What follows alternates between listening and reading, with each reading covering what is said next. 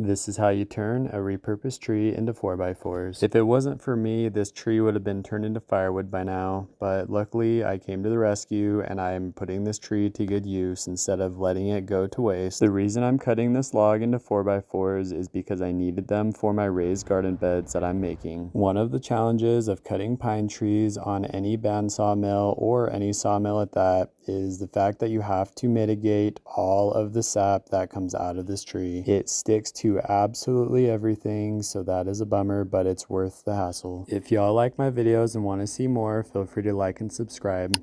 Thanks y'all.